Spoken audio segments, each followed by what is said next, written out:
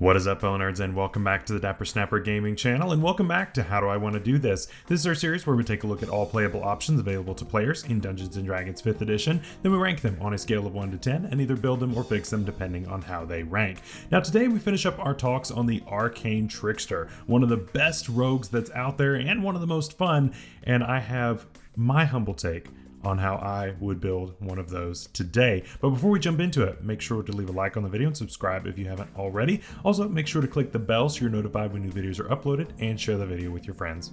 Really quick before we jump into it, I do want to mention that a great way to support the channel is by becoming a member. By doing that for only $2 a month, you can join at the lowest tier, and it of course gives you access to all of my write-ups for all of these builds. Gives you a nice formatted document that you can take to your table, that you can just have to keep, whatever it is that you want to do, and gives you that to look over as I go through all of these videos. It's small, yes, but it very much helps to support what I do here on the channel. If you would like to support at higher levels, Silver of course gives you the videos 24 hours early and a special shout out, and of course Gold would give you access to a special part of my Discord server where we discuss future types of videos, and I'm also working on a specific other perk that is really cool. So really cool to get in on the ground level of that. But thank you all so much for all of your support, whether you are a member or not. I really appreciate you watching the video. Let's jump into it. So the Arcane Trickster, if you missed our ranking video back on Tuesday, it'll be up in the iCard above, but it got pretty much a perfect score. It got a 10 out of 10. It's really strong. There are so many great options and different ways that you can customize this to be whatever it is that you want it to be, that it's just too compelling to really give it anything else. It's really strong. It augments everything that the rogue already gets right and just makes it that much more powerful. So it's a lot of fun. It's really cool. And I have come up with a really fun take on it today. This is not to be OP by any means. That is not the point of my builds, is to min-max everything. That's not what I do. I'm here to have some fun, but it also to be a very effective character that doesn't fall behind anybody else. That's what we're doing today, so let's jump into it. One last thing, I'm gonna go ahead and put up rules for this series up on the screen. I don't do this, I've never done this before, but I get a lot of comments in my videos of past and asking a lot of the same questions about why I'm doing certain things in the series. And so these are the rules that I follow whenever I build within this series. And if you're looking for something that doesn't necessarily follow these rules, then my variety builds might be the ones for you. That of course will be up in the iCard above. One of the best builds that I've done is my ultimate sniper build. That is a super fun one. There's also the Get Away From Me and My Son, which is a Blood Hunter cleric build. That one's really fun with one of the newer options that was introduced there. So make sure to check those out. But jumping in here, we have our race, and we always start with this, and I'm going to go with something that I don't think is all that groundbreaking. It's nothing crazy. It's one of my favorite playable races personally. I think it's probably top 3 for me, and it's really good. I'm gonna go with the half elf this week. I try to shy away from the variant humans and the custom lineages and all that good stuff. This week I think high elf works really well. We are going to, of course, pick up things like Dark Vision, Fey Ancestry, things that are really powerful from that Elven kit, while also getting a lot of the versatility and mechanical benefit from the human. Namely, we get a +2 to 1 stat and +1 to 2 other stats, which is huge. We'll talk about that here in a second. But we also get a lineage here, and I'm going to go with the High Elf lineage. This goes ahead and gives us a cantrip from the wizard spell list. And while this is a little redundant, I think you can't really ever have too many cantrips just because you never know what's going to happen, right? I'm going to go ahead and pick up Prestidigitation. It's not a spell that we normally would think to take, right? It's not on the spell lists that we normally would take as far as the schools of magic. Now, cantrips are not limited to the schools of magic, but when you're thinking about within theme, I try to stay within theme and that kind of thing, so I try to pick things that are within it, but you don't have to for cantrips. I like Prestidigitation. It is a very much Arcane Trickster rogue type of spell, and I think it works really well on this build, so we'll take that. For our stats, of course, like I said in the rules, modified, standard, array, and so we are going to go with our top stat in intelligence. Our next top stat is going to go into dexterity, then constitution, then wisdom, and then strength and charisma really doesn't matter. We're not really using those at all. We get a +2 to one stat and 2 +1s. So of course those are just going to go in order of the top 3. So we're going to go up +2 in intelligence and +1 in dexterity and constitution. For our equipment, this really depends on how you want to build this, but I'm probably just going to say get the best light armor that you can for right now, and then take some daggers. This is going to change in what you need pretty quickly, or at least what you're using pretty quickly, and you'll see what I mean. We're not going to stick with using daggers for very long. This is just to get us through the first few levels, and then we're going to completely change things up, and you'll see what I mean. So with the foundation built, let's go ahead and start taking some levels. And like I said in the rules, as long as I take more than 11 levels in the specified subclass, I'm good. And so we're actually not starting with Rogue today. We're also not starting with Fighter. I know I get a lot of comments on people saying, hey, why are you starting with Fighter on everything? I'm not doing that today either. I'm starting with something completely different. And we are starting with Artificer. And I think that this is a lot of fun. I think that Artificer has a lot of really great things in the first few levels. They give us a lot of value. We're not going to be here very long. We're not going to take very many levels. We want almost all of our levels in Rogue so that we don't give up as much on our sneak attack. But I still think there's a lot here that we can really use and make ourselves a lot more effective mechanically, as well as just based on our stats. I think that we can really make this a really simple build while making it very effective at the same time. And I'll show you what I mean here in just a second.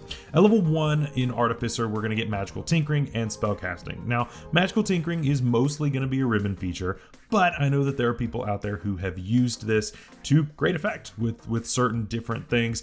I personally have not run into it at my tables as much, but I've definitely had some comments of people saying, hey, I've used Magical Tinkering and it's really gotten me out of a sticky situation. And that's great. That's awesome.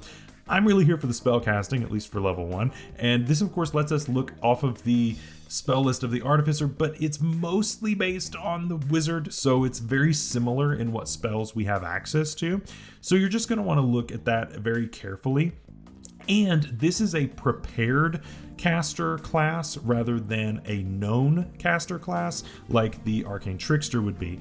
So you get to swap out your spells every day here.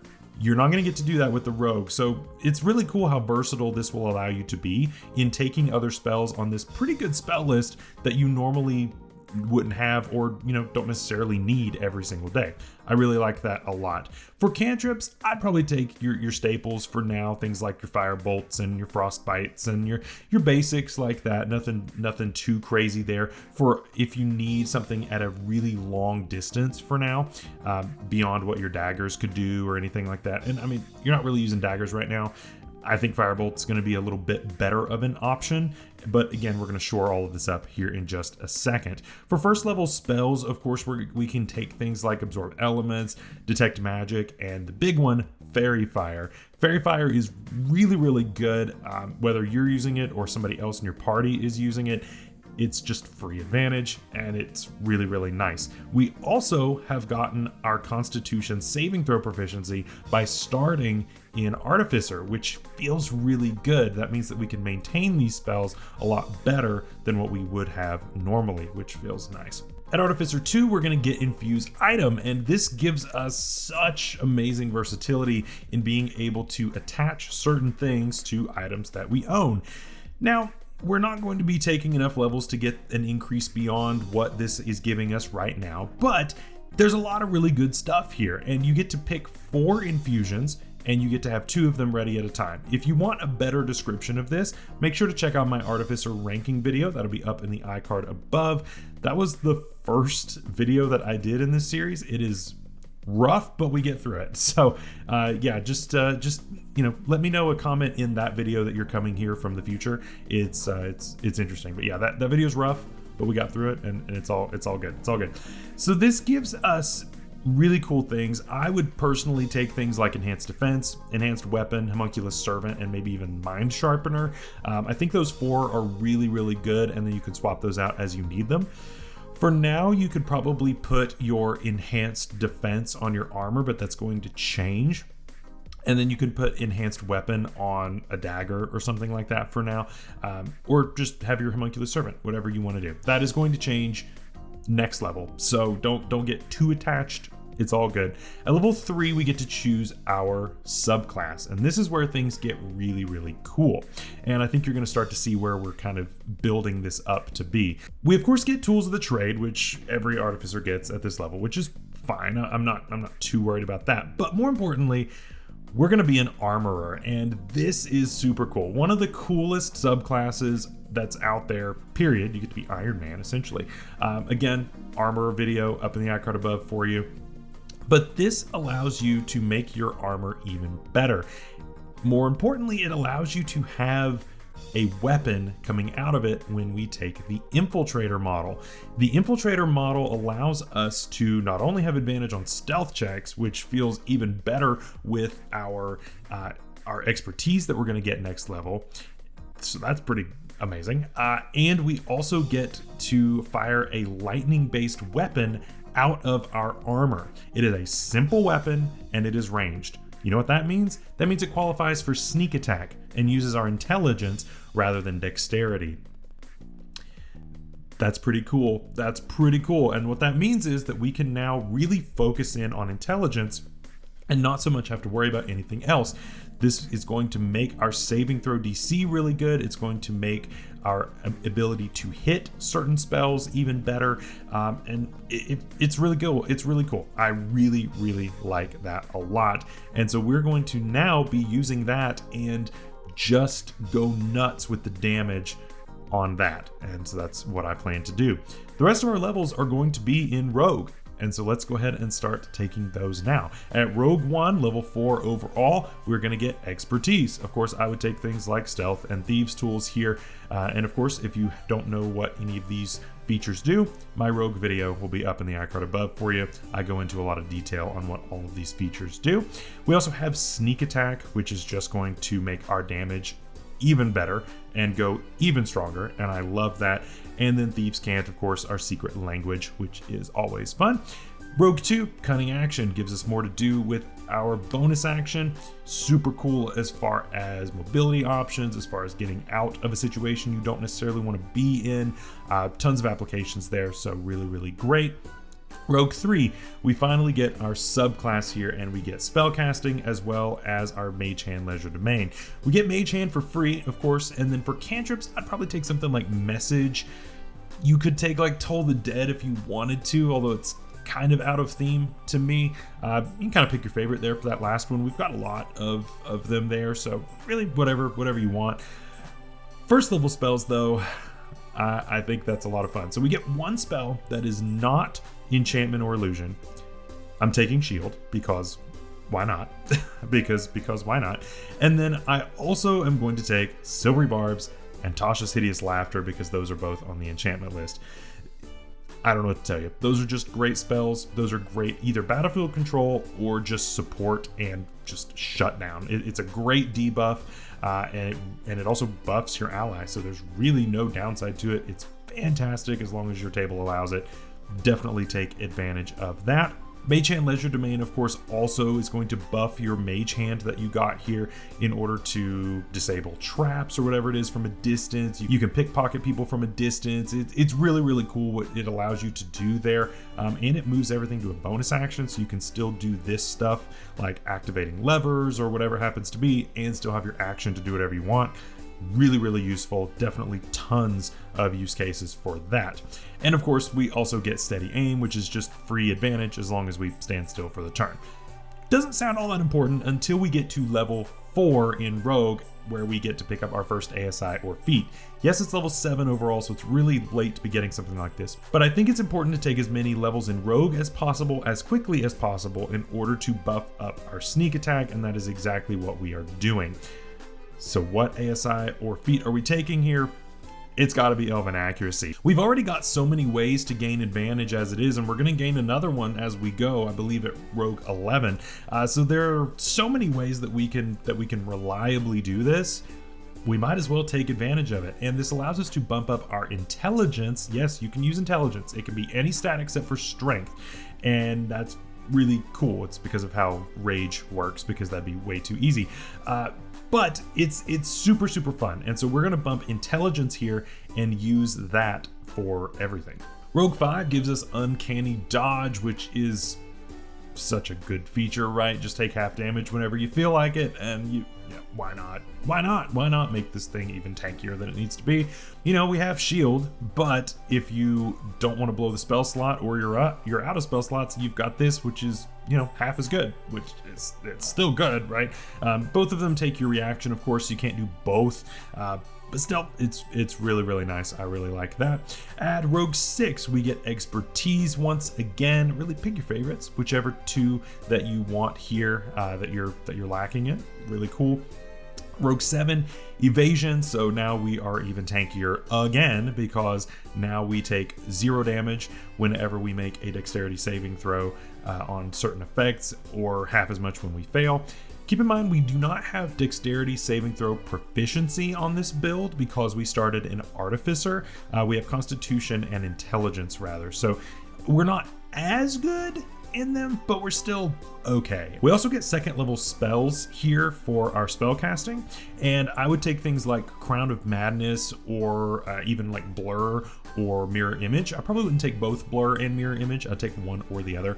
I'm personally a Mirror Image kind of person. I'm not as much on the Blur, just because it's a little more random and you don't know what's going to happen. That's just me. And then of course, next level we will get a spell from any spell list. I would grab Web all day long. Web is just super free there. It's really good. Speaking of Rogue 8, we get another ASI or feat here, and I've got a couple of ways that we can do this. My first recommendation would be to go with Moderately Armored. Now, Moderately Armored is a weird one, and you don't see this one a lot, and I admit it's a strange choice. But because our dexterity is not insanely amazing, you can afford to go to medium armor at this point. We don't care about strength requirements because we're an artificer, so if you were to choose something that has that, who cares? Doesn't matter. And if you have something that would cause disadvantage on stealth checks, you've got advantage automatically by being an infiltrator, so it doesn't matter there either. That is an option for you if you wanted to do something like that. You also could go with something like Resilient Dexterity at this point and leave that dexterity naked, and then you could fix that a little bit later. That's also an option, because now you would have your proficiency bonus added to dexterity saves, which could be very useful, right? Definitely huge. And so you would have Constitution and you would have dexterity, and later on you would get wisdom because of being a rogue. That's pretty good. That's pretty good. You would have proficiency in 4 of the 6. That's not bad. That's not bad at all. So I definitely think that there's an argument to be made there for sure. Really fun. Then Rogue 9, we get Magical Ambush. So that is going to give disadvantage on our saving throws to other people as long as we're hidden. So that's pretty cool. Definitely could work really well for Tasha's Hideous Laughter. Could work for Crown of Madness. If you throw down something even more powerful a little bit later, there could be some really cool implications there. I really like that a lot. And our saving throw DC is really good, actually, because we are solely focused on intelligence. So this is going to make our success rate that much better. Rogue 10, we get a freebie ASI or feat, and I would either bump Constitution or Dexterity at this point. It's really up to you. If you took Resilient last time around in Dexterity, I would take a half feat that boosts Dexterity at this point. That's probably going to be your most useful way of going about this. But yeah, I think that either way looks good to me. And then Rogue 11 gives us Reliable Talent. So now all of our skill checks are just even better as long as we're proficient with them. So yeah, why not? Why not? Who cares? It's a lot of fun. Then Rogue 12, I get another ASI or feat.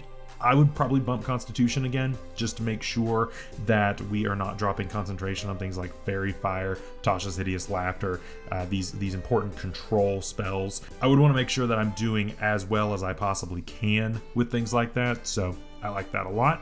Rogue 13 gives us Versatile Trickster, and this of course gives us another way of getting advantage, which is super fun as a bonus action, but we're not limited to not being able to move, so it's technically just a little bit better than Steady Aim. not too bad. I like it. It's pretty cool. We also now get 3rd level spells, so that's pretty fun. You get, of course, things like Hypnotic Pattern and Major Image. Those are my 2 picks that I like a lot. You're really limited in what spells you get from those 2 schools at this level. Your selection has really dwindled at 3rd level, unfortunately. However, your spells that are not on that list are abundant and fantastic. And I would take either Counterspell or Haste. Either way, it really just depends on if you want to be more defensive or offensive with everything. I would probably go with Counterspell because it makes a little bit more sense thematically, but Haste is also just Haste. So it's really good. It's really up to you, whatever you want to do. Those are both really fantastic. Rogue 14 gives us Blind Sense, which is kind of the blind fighting style. It's similar. It's not quite the same thing, but close enough. You can, as long as you can hear, then you know when things are hidden around you. So that's not too bad. You get Slippery Mind at level 15 in Rogue. So again, there's the Wisdom saving throw proficiency that we mentioned earlier. So that's nice. Rogue 16, our final ASI or feat. When in doubt, I take the tough feat, and that's where we're going with this one. I don't know why I wouldn't do that. Of course, you can bump Constitution or Dexterity again if you want to. No, nothing wrong with doing that. And then finally, level 17, we get Spell Thief. And of course, this can be used to essentially copy a spell that we have been hit with. You could do this with a Fireball. You could do this with any 3rd level spell. Doesn't matter what spell list it's on, 3rd or lower. And that's a lot of fun. Now, one thing to keep in mind, you could, if you backed up 2 levels, you could go to level 5 in Artificer and get extra attack. You would get a few things there. You would get 2nd level Artificer spells by doing that. And you would also get a 4th level spell slot. You wouldn't have any 4th level spells, but you could upcast spells to 4th level if you wanted to do that. That's an option. It's something that I considered, but I personally think I would rather go with this version, but I could totally see going the other way. So I just wanted to mention that. So what do you think of today's build? I'm coming out swinging, I think, of something different, not necessarily your standard .jpeg type of build, but it's fun, right? It's fun. I think Artificer builds are always going to be a lot of fun, especially in a context like this. And I think it's great. I think it would be an absolute blast to play this character. For honorable mentions, of course, we go through these, and I think that the Eldritch Knight Fighter is kind of an obvious choice here. It's another 3rd caster. It also uses intelligence. You don't have to worry about anything weird with multi-classing. So it's nice. It gives you access to some really cool stuff. You would probably want to focus more on being a melee character in that case rather than ranged. Just because you could take advantage of things like Booming Blade in that case, that kind of thing. But ultimately, it's really cool. And if you wanted to go into Wizard a little bit, I would probably go Illusion Wizard. I think Illusion Wizard gives you a lot of really fun stuff. Of course, we have not covered Wizard just yet on the channel, as we are going in alphabetical order. So that will be the last thing that we cover, and that's, of course, coming eventually. Probably after 1 D&D, to be honest. But it's still really cool and gives you a nice little bonus to your illusion spells, and I think it's a lot of fun. I think it's really, really cool. For other feats you could take, the mobile feat, of course, is super obvious. It's not necessarily required, just because you already have Cunning Action that kind of fills a lot of that. You also got a speed bump from being an infiltrator, so you don't necessarily need it. You got a 5-foot bump here, you get a 10-foot bump there, so you could have a 45-foot move speed, which is pretty cool. I can't lie about that. That is pretty cool. Fey Touched is also not bad if you wanted to bump your intelligence that way. And of course, Warcaster. I mean, you gotta mention Warcaster just for the concentration aspect, and being able to cast cantrips whenever someone is leaving your melee range. That's pretty useful. So I wanted to put that on here, and technically there's room, but I would probably find somewhere to put that on there if you can. Then finally, of course, we have other races, and you know, any elven race here would work. I like the extra cantrip, but you really could go with any elven race and be fine. The Shatterkai is fine. Your Drow is fine. Your Wood Elf is fine. There's nothing wrong with any of the other ones. I just like having that extra cantrip, and I think it fits the theme a little bit better. And then really any gnome would work here too. I don't normally recommend gnome, even though it's not a bad race. at all. I think it's a really, really good race, actually. My wife played a Gnome Artificer in our Curse of Strahd campaign, for crying out loud, and did great. So there's definitely a lot of value with that, and I think it fits the theme perfectly here. So that is our build for today. I hope you all enjoyed. Let me know down below what you liked, what you didn't like, all that good stuff. Next week, we take on one of the most infamous, yeah, if you can believe that, one of the most infamous subclasses in Rogue, possibly even in Dungeons and Dragons, and that is the Assassin Rogue. So we will just have to see how that goes next week. Till then, stay safe out there, stay healthy. We'll see you later. Bye-bye.